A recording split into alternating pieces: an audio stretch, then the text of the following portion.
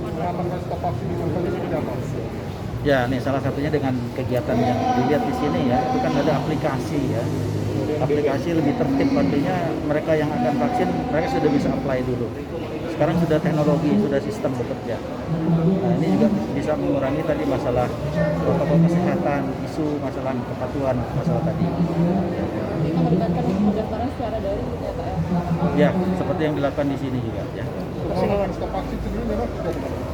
Mengamankan stok vaksin ya, kita ya, untuk pengamanan saya pikir prosedurnya sudah dari awal sudah dilakukan untuk penjagaan di kita. Kemudian yang jelas ada pengawasan terhadap masalah quality dari vaksin itu sendiri supaya bisa nanti didistribusi dalam keadaan aman begitu.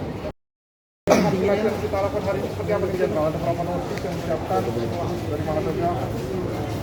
Ya, makasih ya. Kami jajaran kepolisian Polda Sumatera Selatan berterima kasih kepada Bunda Suci, semua yang terlibat dalam kegiatan vaksinasi ini.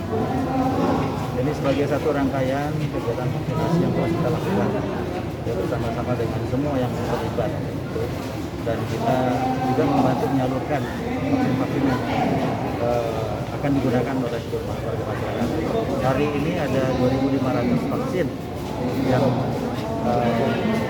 dilakukan di tempat ini, termasuk dengan Masjid Agung. Ya. Untuk pengawasan vaksin Merdeka ini sendiri seperti apa Pak dan dilakukan sampai kapan? Ya, semoga waktu ini masih berkelanjutan ya kegiatan ini. Kita tahu saya kesini karena tiba di minggu lalu hari Jumat. Ini memulai kegiatan saya juga termasuk lihat dan mengawasi pelaksanaan kegiatan vaksin Merdeka ini. Pak, untuk fokus penanganan COVID apa Pak? Ya, kita tahu kemarin itu ada penambahan sekitar 90 orang ya, tapi tingkat kesembuhannya juga naik. Ya. Kita berharap itu ada fluktuasi yang memang juga menjawab antara yang naik dengan penambahan COVID, tapi juga yang sembuh juga naik.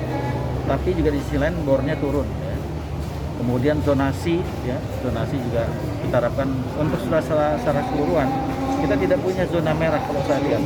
Kemarin sudah zona kuning dan oranye, ya.